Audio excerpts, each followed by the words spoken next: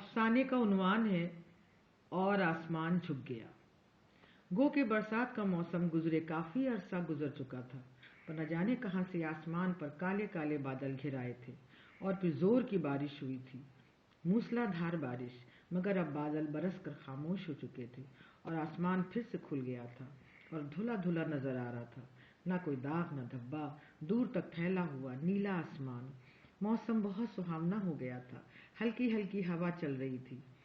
وہ بارجے پر کھڑا ہو کر اس سہاونے موسم کا لطف لے رہا تھا۔ اس نے نظریں اٹھا کر آسمان کی جانب دیکھا جیسے اسے کسی کی تلاش ہو، مگر اس کی نگاہیں آسمان کی وسعتوں میں الجھ کر رہ گئی۔ یہ آسمان نیلا کیوں ہوتا ہے؟ کیسریا یا سبز کیوں نہیں ہوتا؟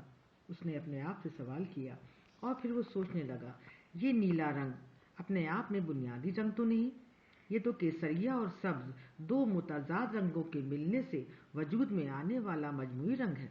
اگر نیلے رنگ میں سے سبز رنگ الگ کر دیا جائے تو پھر آسمان کیسریا دکھنے لگے گا۔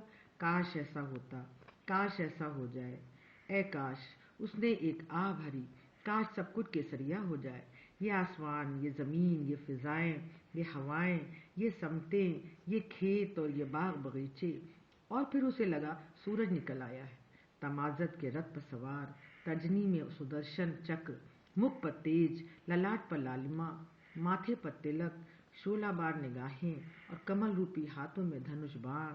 اور جو جو اس کا رتھ آگے بڑھتا جاتا ہے سب کچھ کیسریا ہوتا جاتا ہے۔ مگر پھر سورج آہستہ آہستہ غروب ہونے لگتا ہے اور آسمان پھر سے نیلگوں ہو جاتا ہے۔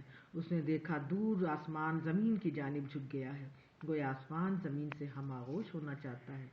نہیں نہیں، آسمان تو زمین کے قدموں پر جھکا ہوا ہے، وہ تو زمین کی قدم بوسی کر رہا ہے۔ کہیں اس کی نظروں کا دھوکہ تو نہیں؟ وہ اس مقام پر جا کر تصدیق کرے گا جہاں آسمان زمین کے قدموں پر جھک گیا ہے۔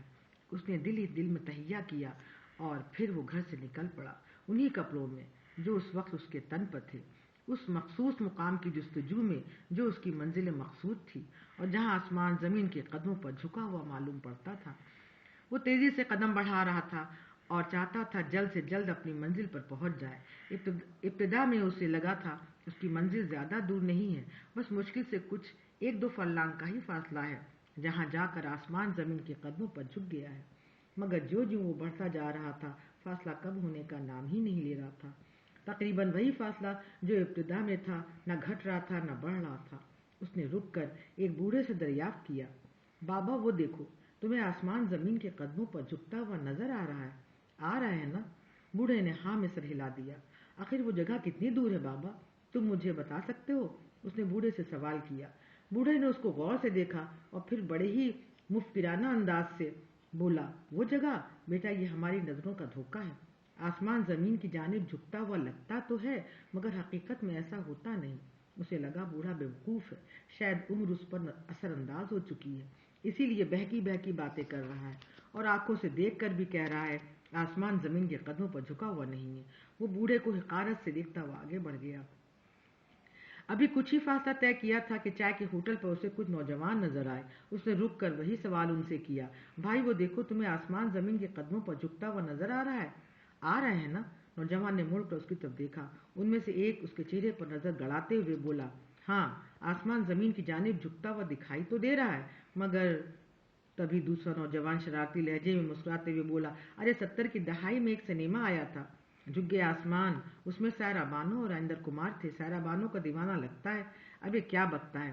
ان میں سے ایک جو کچھ اکھڑ قسم کا نظر آ رہا تھا تنک مزاجی سے بولا، کیوں پاگل کے منہ لگتے ہو؟ نہ کسی میں نکل لے بے کھمبا دیکھ کے۔ اس نے اس اکھڑ نوجوان کی بات کو درگزر کرنا ہی مناسب سمجھا اور وہ اپنی دھن میں آگے بڑھ گیا۔ وہ بڑھتا جا رہا تھا، شہر کی گہما گہمی اور بھیڑ بھاڑ والی سڑکوں سے ہوتا ہوا، گاؤں کے کچے گھروں اور کھپریلوں کے درمیان سے گزرتا ہوا اور کھیتوں کے بیچ کی ٹیڑھی میڑھی پگڈنڈی پر چلتا ہوا۔ اب وہ کافی دور نکل آیا تھا اور کافی تھک بھی چکا تھا۔ اس کے قدم شل ہو رہے تھے، کپڑے پسینے سے شرابور تھے، ماتھے پر عرق جمیل در سمیم کی طرح چمک رہا تھا۔ ہمت جواب دے چکی تھی اور منزل مقصود پاس ہو کر بھی بہت دور تھی۔ سامنے ایک نہر بہہ رہی تھی، اس پر ایک پلیا تعمیر تھی، پلیا کے دونوں طرف منڈیر تھی۔ وہ سستانے اور دم لینے کی غرض سے دائیں جانب منڈیر پر جا کر بیٹھ گیا۔ اس نے سوچا تھوڑا آرام کر لیں تو پھر اس منزل کے تعاقب میں آگے بڑھے جہاں آسمان زمین کے قدموں پر جھکا ہوا ملے گا، اور پھر وہ آسمان سے سوال کرے گا، بہت اکڑتے تھے، ساری اکڑ نکل گئی، آ گئے اپنی اوقات میں، تمہاری غیرت کو کیا ہوا؟ زمین کی قدم بوسی کر رہے ہو، بے حیا۔ اس کے دونوں جانب کھیت تھے، شاداب اور سرسبز کھیت، کہیں دھان بویا ہوا تھا تو کہیں سرسوں، ہوا کے جھونکوں سے ہچکولے کھاتے ہوئے لہلاتے ہوئے دھان اور سرسوں کے سبز پودے گویا گیت گا رہے ہوں۔